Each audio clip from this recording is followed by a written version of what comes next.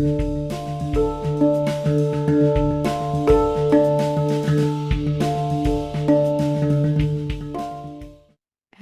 and welcome to this month's Practice as Research seminar. I'm really excited to see so many people returning. It means a lot. It genuinely does mean a lot because it is obviously a bit of an effort to try and get interesting speakers and hitting everybody's interest. So seeing that people return again and again, that's very, very enticing and exciting for me. Today we have got somebody with us who is going to be talking about embodied knowing. Some of you will know that this is a particular personal research interest, so it feels a particular privilege to be able to engage with that topic today. And we've got with us Dr. Elsa Urmston.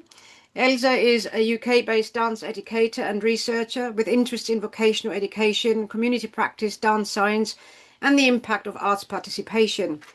Her PhD in education focused on the implications of periodization for dance education. Elsa is an artist in residence at Copperwood Studio in Norwich and works at numerous higher education institutions, including the London Contemporary Dance School. And she consults on educational change, having written several UK dance degree programmes. And she's recently supported the London Contemporary Dance School curriculum development as well. She co-leads the institution's health and wellbeing research and co-facilitates the institution's learning exchange program for teaching artists. Elsa is also an evaluator, exploring dance participation and its impact on people's lives from social, psychological and health perspectives, with companies such as Dance Umbrella, Royal Ballet and Opera, and the East London Dance.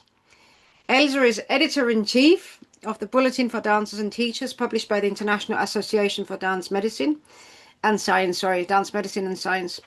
She's also chair of Dance Network Association, a dance for health organisation based in Essex.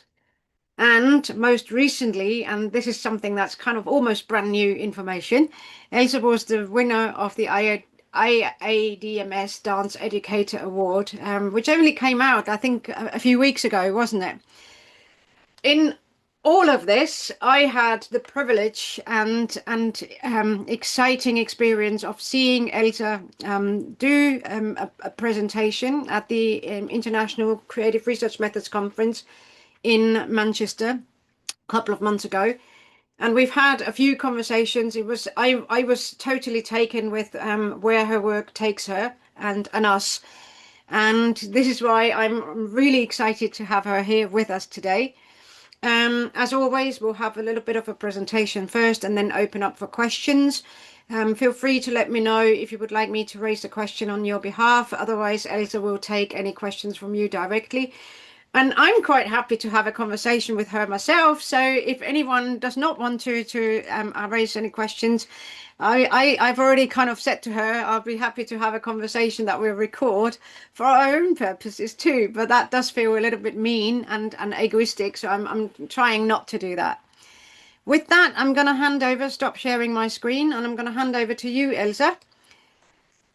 Thank you. Thank you for that lovely introduction. Just bear with me whilst I do the whole share thing. Just a little bit of a scary moment, isn't it? Because you never quite know whether it's going to work. Whether it works okay, I know. Oh, there we go. Yes, brilliant. Happy? Great. All good. Thank you. It's lovely to see so many people here. I'm really delighted to be here, and thanks for the invitation, Nicole. Really appreciate it. Yeah, as Nicole said, my name's Elsa and I work in dance and have done for about the last 30 years or so in varying roles, which Nicole has described the most recent one. So I won't repeat my kind of situating of myself, but I'll move swiftly on to perhaps what we might focus on today. So the focus of the session really is on embodied knowing and positioning the body as a site of knowledge methodologically and analytically. And I'm really interested in talking with you about how we might begin to grapple with those ideas a little bit. On the screen, you can see the kinds of things that I would like to kind of work through today, particularly exploring the visual, sonic, sensory and kinesthetic affordances of data that comes from dancers wearing body-worn cameras, so that I'm really interested in how we can get close to dance participants' experiences. So I'm going to talk to you a little bit about that process. And I'd really like to also consider with you how filmic data gathering and analysis approaches can evoke research participants' very complex experiences, both in terms of the multi-sensoriality of that kind of data, the subjective positions that they're occupying and the experiences that they're having. But before we kind of get into the kind of meat of that, it feels sort of also important to offer you a moment to reconnect with your own body. And please don't worry, I'm not going to ask you to dance or move, but simply just to begin to take notice of your body. So I'm going to invite you to stay where you are sitting, or if you prefer to stand, you can do that. Or if you'd like to lie down in the space around you, if it's appropriate and possible to do that, please do. Whatever feels most comfortable for you.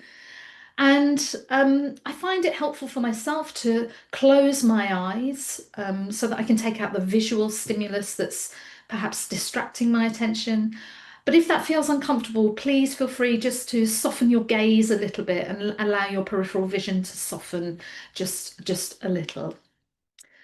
So we're going to take just a few moments to focus in on ourselves today and the senses of the body, and just take a moment just to notice on what is a very grey, rainy day in the UK.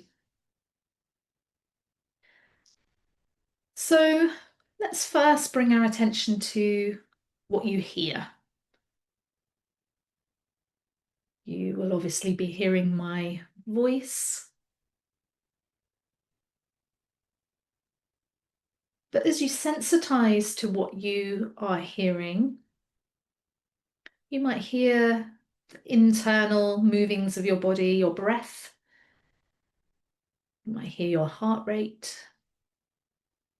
gurgles in your tummy.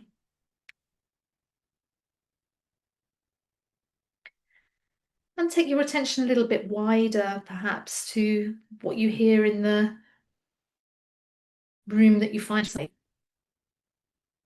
Might be some creaking floorboards or walls, sounds of other people in your space, perhaps.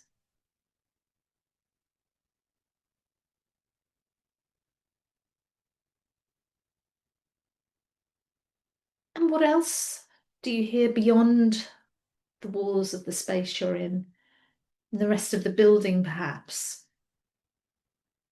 Or the environmental noise outside, cars passing, birds tweeting.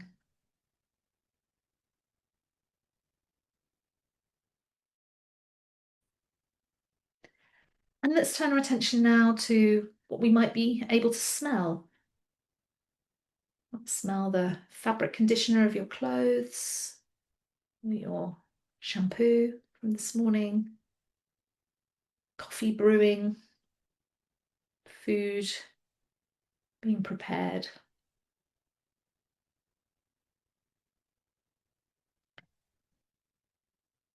And what can you taste in your mouth?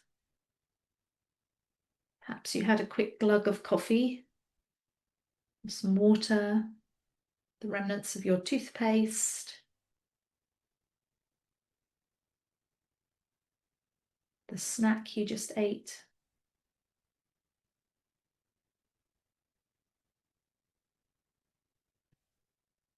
And let's widen our attention a little bit more to how your body feels today, kinesthetically. Perhaps you're noticing areas of tension in the shoulder girdle, in the lower back, in the hips. You might be experiencing a little bit of pain. Or conversely, complete ease. And how are you feeling emotionally too? How's your mood today?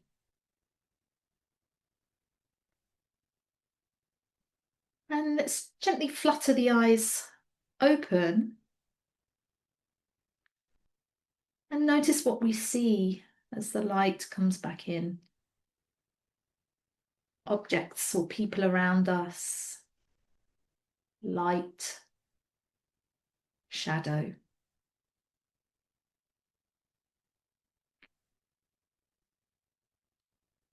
Great. Bring yourselves back into this space, this time. I was talking about the kind of philosophical underpinnings of some of the work that I do, and the notion of the body as a site of knowledge. It's widely considered that the body is the means by which dancers come to know the world,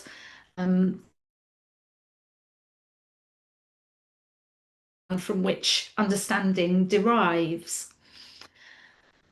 Of course, dancing is an embodied process that encompasses somatic and cognitive and emotional ways of knowing that unfold simultaneously in the moment. There's this simultaneity to the body knowing. And again, Sheets-Johnstone reminds us that embodied knowing exists in its context, that it's distinct from written and linguistic representations of knowledge.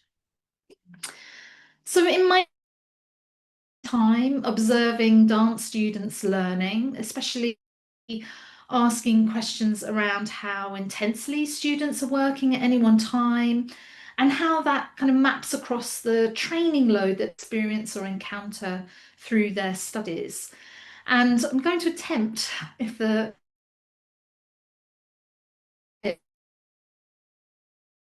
been doing. He's a first-year dance student called Pete, and he is learning a little hip-hop phrase, specifically a locking phrase. And we're seeing in this snippet his learning unfold in the moment. He's wearing a body-worn camera to gather filmic data, which conveys some of his embodied experience as you can view it.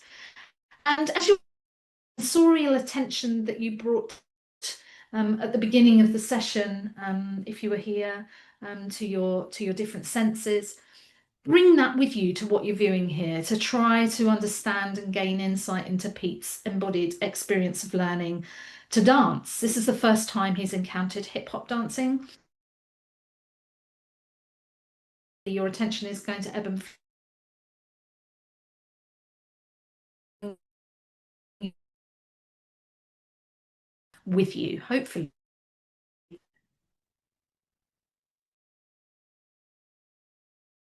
Yeah. Can you do that when your leg goes around? Yeah. Yeah, all the way up. Yeah, can everyone do that? I don't know. Well. Okay, gimana? Lu suruh pakai apa? Gitu.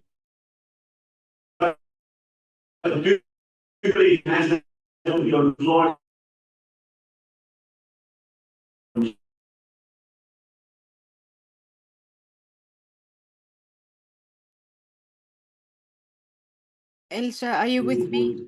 Yeah, that's the word. This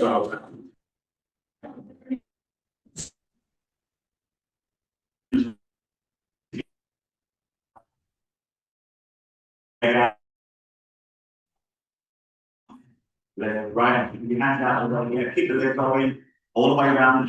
Hold your leg, hold your leg. There it is. Keep, yes, that's it. That's a full rotation. Now do that. So we've got a lock on the one. You can tap it for. Remember scoop. That's your next move. So you go with one, scoop down, 3, and then you end up 4. Wow. 4 in yeah. 4 in there. Just now. First. 1, 1, 2, 3, 4. There's your 4. And you're relaxing back as you can. 4. Okay, run off. Yes, you know it's going to run off. Wow. I didn't know I could do that. So that's the 5. Aye. What we didn't learn in this class was knee drop. I'm going to show you how.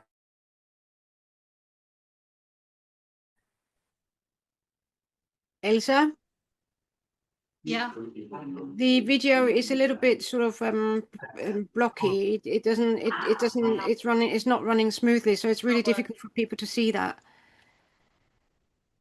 Okay, I'm sorry. Let No, me don't explain apologize. what's It's happening fine. here. So Yes, I think that's fine. If you, are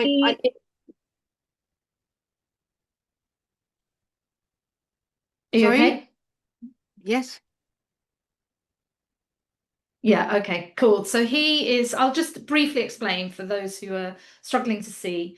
Yeah. So he is learning this hip hop phrase, as I said before. He's going through a number of iterations of that. You see him observing, sitting and observing quite a lot of the time. You see him beginning to try things out. He struggles with some of the movement material. He thinks that some of the movement material is a little bit unsafe, so he has a bit of a dialogue about that, which you can hear in the film. He then starts to practice, so they learn this 8-count phrase, which is very dense. It has a lot of movement on each count, which goes from high to low. And he's changing plane from sort of upright, vertical down to horizontal, just hovering above the floor, balancing on his arms. And then he practices that over and over again. During the practices, the different iterations of the practices, we see his familiarity and skill develop. The movement becomes much more refined in terms of its shape and its body action. The dynamics become clearer and more nuanced. His spatial arrangement of the body becomes more precise. So we generally, not surprisingly, through this kind of deliberate practice, begin to see increases in skill development and kind of fluency of movement material effectively. So, oh, there we go. So when I'm watching these forms of data, I'm using the questions that you can see on the screen as a guide that aids my analysis and interpretation. So these are split into 3 categories. The first one is focused on embodied experience and sensation. So here I'm asking, what did I, as the viewer, feel in my body whilst I'm watching that footage? Where does in what you could see, both internally for yourself, but externally as well? What resonance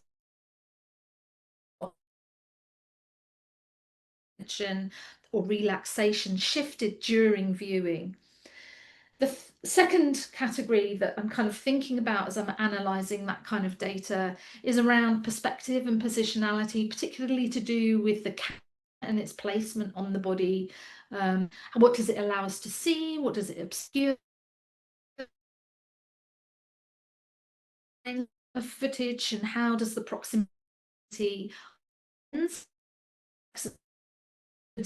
distance, both in terms of what that means spatially, and what kind of assumptions am I with my interpretation of this movement from this angle of the camera that comes itself. And then the third category is to do with knowledge and interpretation. So what knowledge are produced through this footage? Can we read movement without having to translate that or resort to language or text? What's lost or gained when embodied experience is documented sonically and visually, and how do we distinguish between what's felt, what's seen, and what's understood, both from the perspective of the participant themselves, but also from me as the interpreter and the researcher? So these questions are kind of spinning usually around my head, and my attention is moving from one to the next to the next. And analytically, I am watching the footage again and again. It's rather like reading or rereading interview transcripts to build familiarity, which I'm sure we're all familiar with. And my attention is shifting between the visual, the sonic, and the kinesthetic affordances of that data. So visually, I'm shifting between what I see of Pete's reflection, initially very much so in the mirror. It's really easy to watch his whole body in the mirror, and the other dancers in the space, for example, and to attend then more closely to the movement of the camera on Pete's body. So one's attention begins to shift and you start to notice perhaps its orientation or the camera's velocity or its relationship to space, and also managing to get the peripheral glimpses of Pete's body in the frame as well. So I have a very visual sense of his experience of learning to move in this instance. I also have a really clear oral sense too, because I'm hearing Pete's expressions and out loud commentary as he goes through this learning process. I'm hearing other students, I'm hearing the teacher's instructions and feedback, and of course the music later on. I try and play this video, but there is no sound, it's just me moving. But if it gets too blocky and distracting, just give me a wave and I'll stop it. Thank you. I have put the link in the chat box as well. Lovely. I think that's a great solution. Great stuff. So I have, as I'm moving this and watching this very kinesthetic sense of the data in my own body too. So my process of analysing this data involves me processing it kinesthetically myself. And as I'm reviewing the data by watching and listening and feeling, I'm also moving, which is what you're seeing in this little clip. And the simultaneity of knowing that I was talking about earlier on is represented in this clip through my watching and listening and feeling, using the questions we've just looked at on the previous slide as a starting point for my moving. So what you're seeing here is me in the studio, and I'm dancing with Pete's data. I'm surrounded by other bits of visual data, and the video is playing just out shot on the left-hand side as I'm dancing. And excuse me, as I move, there's this shifting attention where I'm noticing what I sense and see and hear and feel in myself, but also what I understand the dancer to be sensing and seeing and hearing and feeling as well as I move, as a means to build this understanding and interpretation of data. So my moving is helping me to process and interpret, understand and create knowledge from the data that I'm gathering. And as such, my body becomes the interpretive site. So not only is that kind of body as a site of knowledge part of Pete's experience, but it's also part of my experience too. The body is becoming this knowing of Pete's body as their site of knowing, so to speak. So as another layer of my experience, I'm drawing from various approaches to movement analysis, which include Laban movement analysis frameworks to understand how I am moving, so how this processing is happening and how therefore I can construct knowledge from that processing of within my own body. So on this slide, you can see the kind of 4 quadrants that relate to some of Laban movement analysis framework. So first of all, I'm really focusing on the body, which parts of my body are moving. So my head, my torso, my limbs, joints. Am I moving in stillness, or am I actually moving through the space? Is there symmetry or asymmetry in my body? I'm also focusing on the actions that are taking place in my body. So am I locomoting or moving through space? Am I jumping? Am I turning? Am I twisting? Bending, stretching, falling, inclining, so on and so on. And what spatial decisions am I making as well? Is there a distinct space for this moving that I'm doing? Are there lines or patterns in the body or through space? Are there curves and spirals? Am I moving vertically, horizontally, in 2 dimensions, 3 dimensions? Sometimes I do this practice with others, so I'm moving alone or with others, and so on and so on.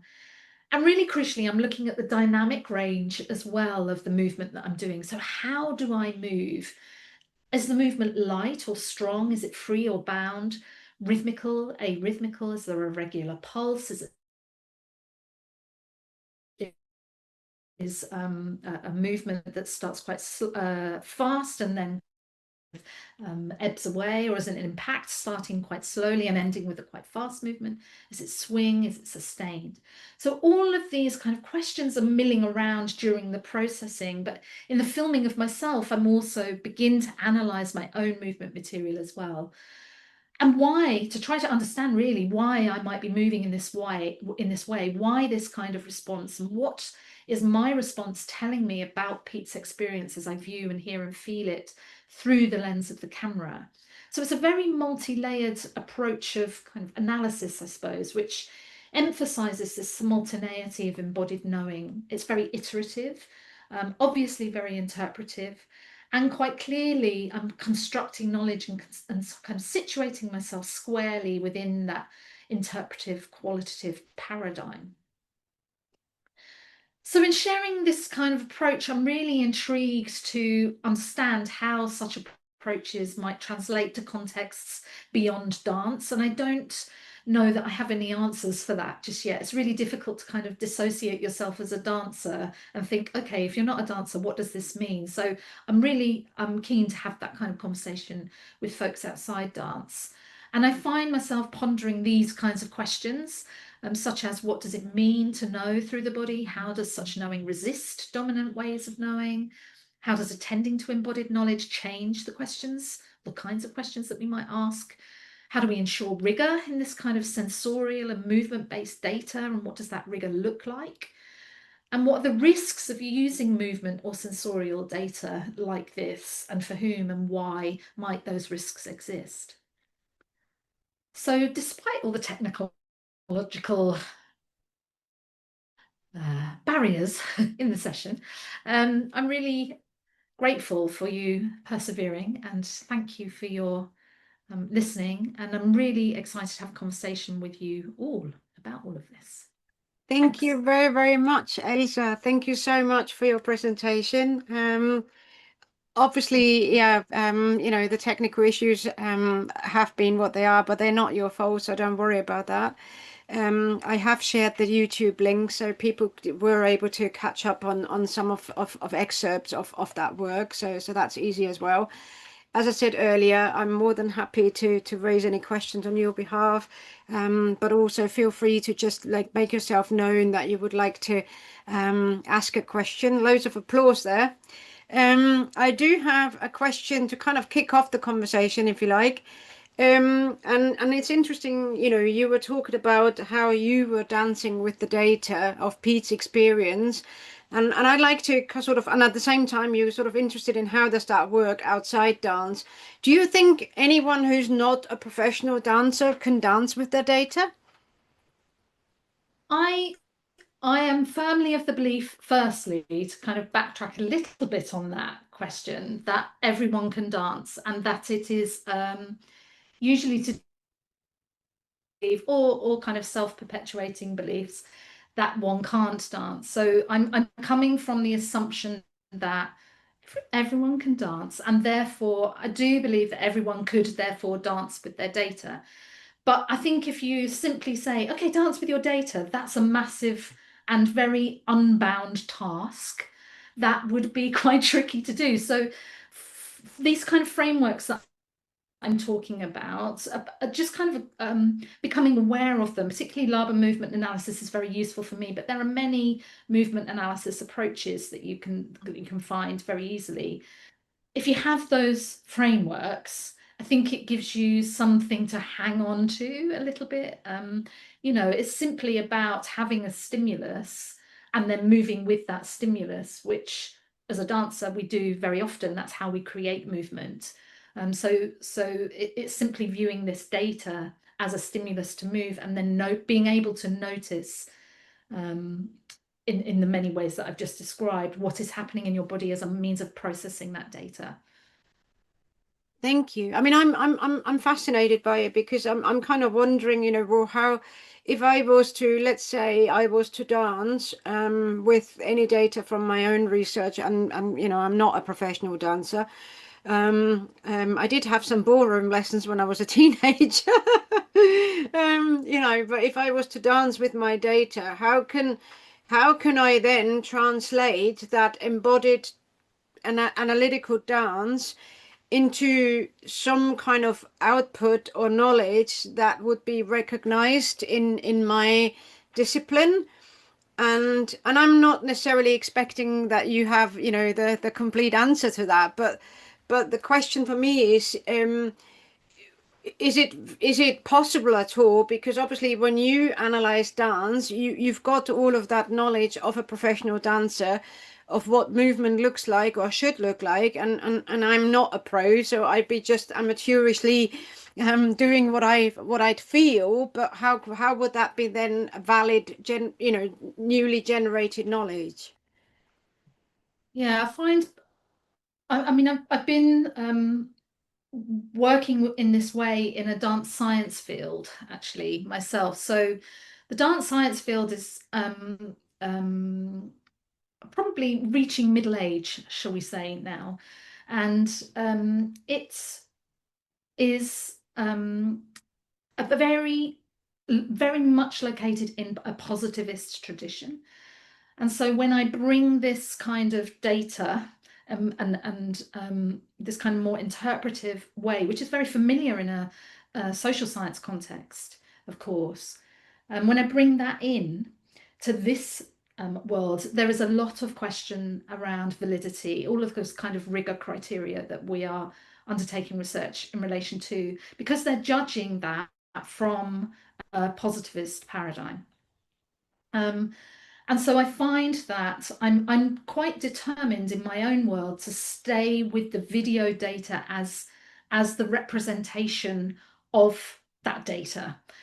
So in my outputs, I'm using video as much as I'm using text, but I will use a bit of orienting text that might be written. Sometimes I find myself using voiceover as well, so I'll kind of splice things together.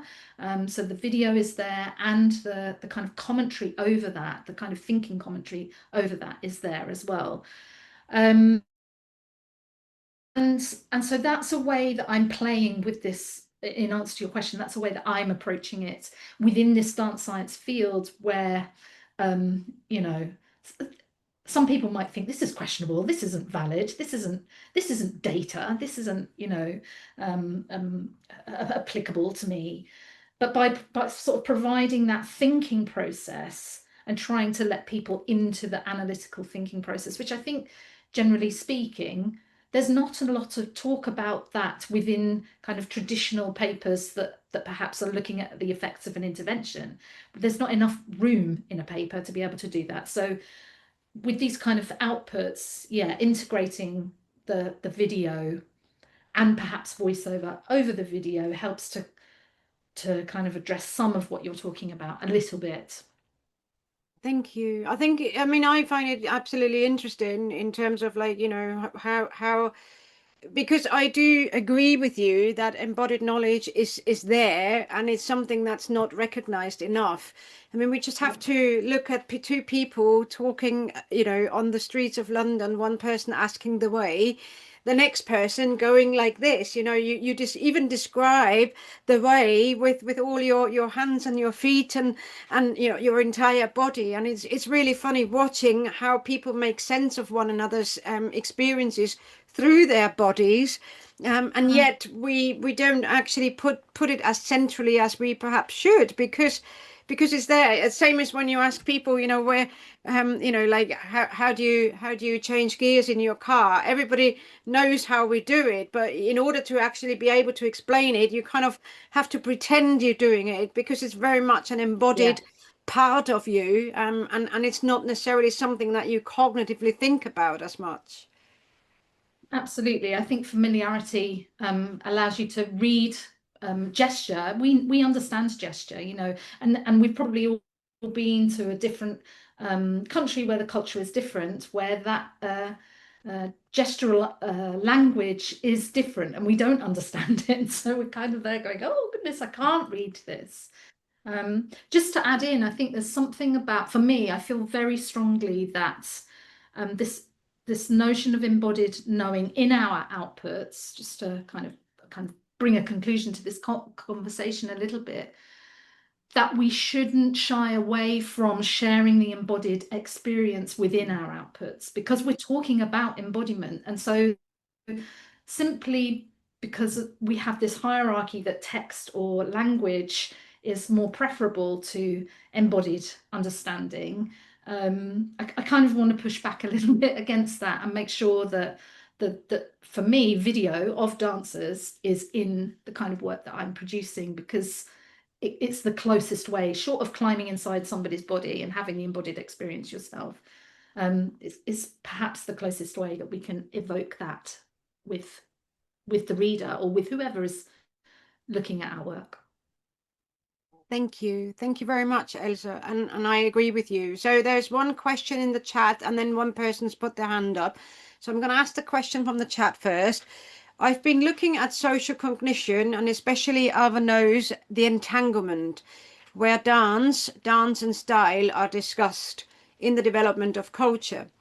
I'm just wondering if Elsa's practice or dance science considers this aspect of social cognition in similar ways in developing culture or via the choreographic turn.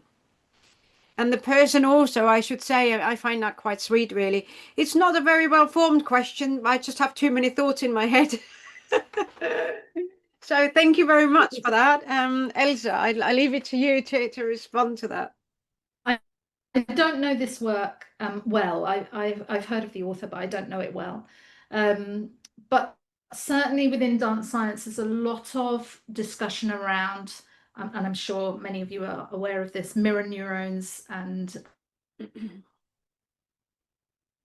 so my own knowledge, I don't draw on that practice particularly myself, or that kind of theoretical grounding particularly myself, but I have an awareness of it, that you know, we are able to reflect and understand, but rather, like we've just been saying, the kind of visual cues of bodies, and to empathize with that kinesthetically ourselves. So yeah, I guess in the work that I've just shared with everyone, there is that underlying assumption, perhaps, certainly in terms of the kinesthetic empathy related to dance, particularly dance on screen, that literature exists. Yeah, I haven't quite answered your question, but I think that's best I can do. Thank you. Julia, do you want to come in now?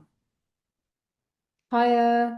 My internet's a little bit flaky, so I hope I'll be able to get my question across. Thank you so much, Elsa. That was really, really interesting. I don't come from a dance background. I come from a politics background. And particularly I'm looking at memories of war from an embodied perspective. So I'm using or trying to use embodied methodologies to recenter bodies in conversations of memories of war. So decentering sort of state-sanctioned forms of memory making to recenter bodies in the conversations.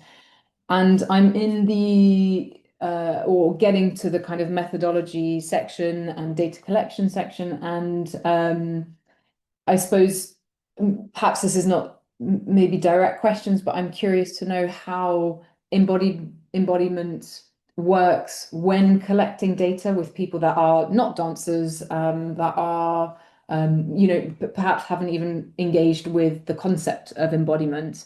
You know, I sort of resonated with the little 10 minutes you did at the start of trying to get us as people listening to your words into our own body. So perhaps that's even something methodologically that could be possible when collecting data. But I suppose I think it goes back to your questions that maybe you didn't have an answer to, but how to kind of apply embodiment and methods of embodiment with completely outside of a context of what we understand to be about the body, such as dance and movement, and if such is possible. Any sort of thoughts on that for anybody else that works maybe more in politics field? I'd also love any kind of feedback or interest on that.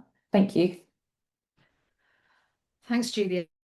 Yeah, that's a really juicy question, isn't it? How do we even begin with this kind of work, particularly amongst communities that are less familiar with the research methods that we use, but also just not necessarily thinking about our bodies so much. And I feel that certainly in my work, even with dancers, I start really simply, and I'm usually doing workshops to kind of get people to think in this kind of way, to be happy in this kind of way, or as happy as they can be in this kind of way. So the activity that we did right at the beginning is absolutely one that I would do with non-dancers. I've worked a lot with non-dancers in my professional work.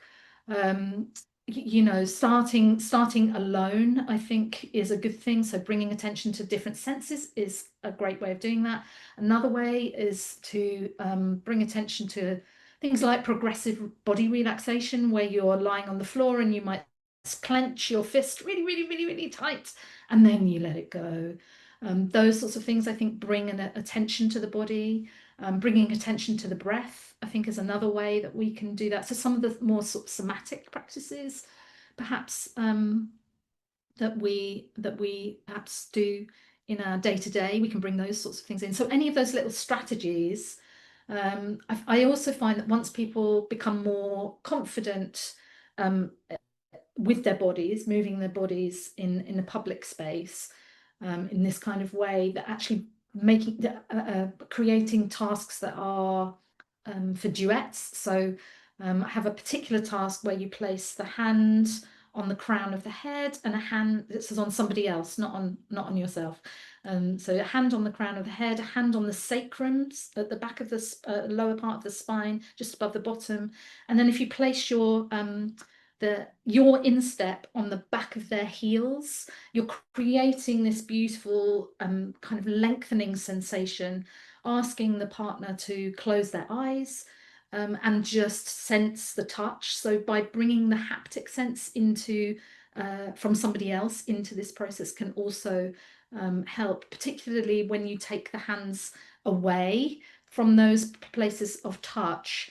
A lot of participants will say, oh, I can still feel the hand there, I still feel the warmth or the connection, both for the person receiving the touch, but also the person who is touching.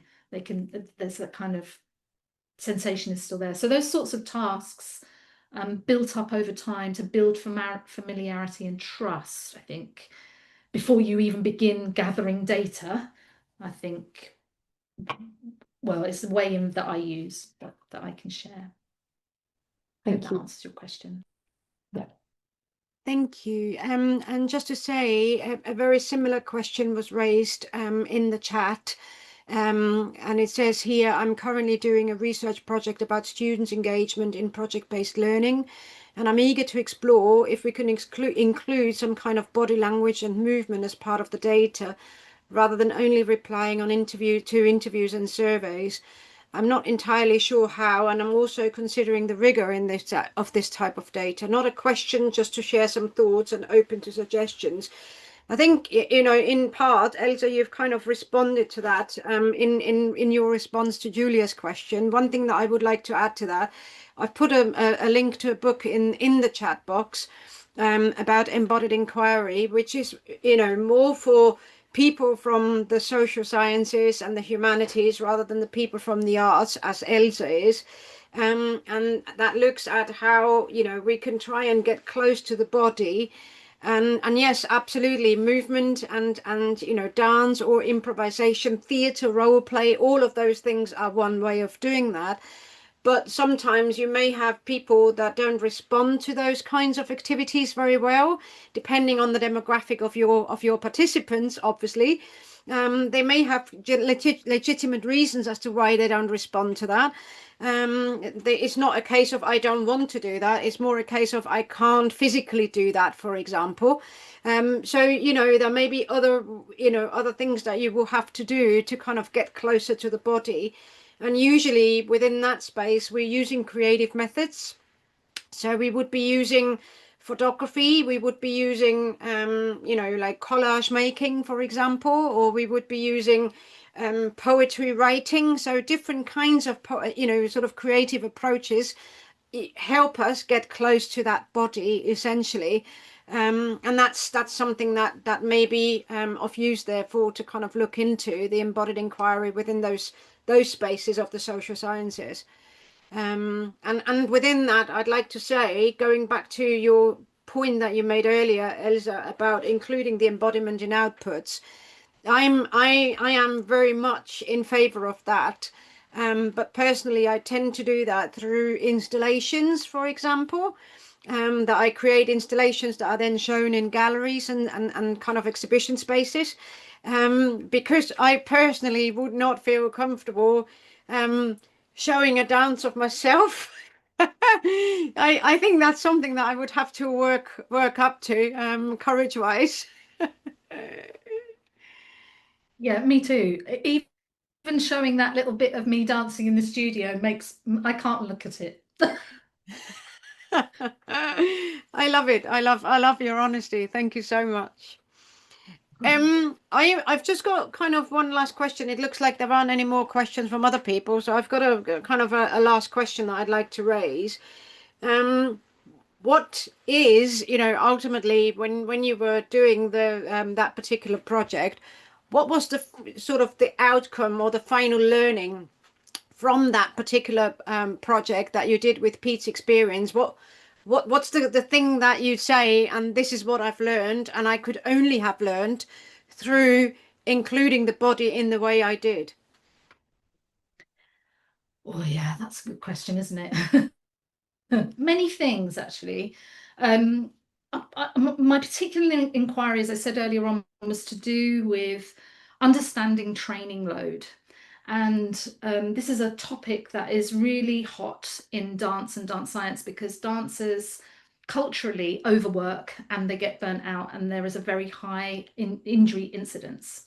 Yes. So we're forever looking at training load, but we tend to do that by heart rate monitoring and then asking the participant about their rates of perceived exertion, which is a subjective measure, a scientist would argue, but it reduces the experience of the training load down to a number on a Likert scale from 1 to 10, or 0 to 10, in fact.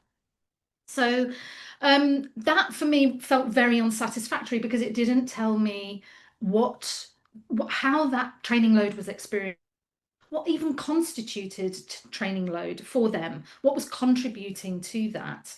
And particularly in the field of education, where we know that there are many more demands on the student than simply, particularly an undergraduate student as this was, particularly in this time, in terms of the kind of social cultural time that we're living in and the demands that are placed on folks. So in working in this way, I feel quite strongly about this, that this is the only example I can find in the sport and dance literature, in dance science, sports science, where we are understanding what participants' experiences of training load really are from their perspectives, not only through what they're saying, because they're also talking about it with me, but also through what that might look like and feel like, and also how that then translates into the interpretive process that I'm going through as well. And I couldn't have made those kinds of conclusions about actually training load includes coordination in class, it includes the social load of class, of getting to know people, it includes having to go home and do your washing, your cooking, all on your own, coming into London in this case, and coping with the Euston Road, the traffic, even down to the coins, sterling, and actually working out what that is, working out what shopping is. All of this contributes to training load. And these were things we talked about, but then also danced with through this project. And we couldn't have found that out without doing this kind of video process of the person dancing, however that might be, and then me dancing and interpreting that through my own body to understand it. And because I feel like that's how I understand the world,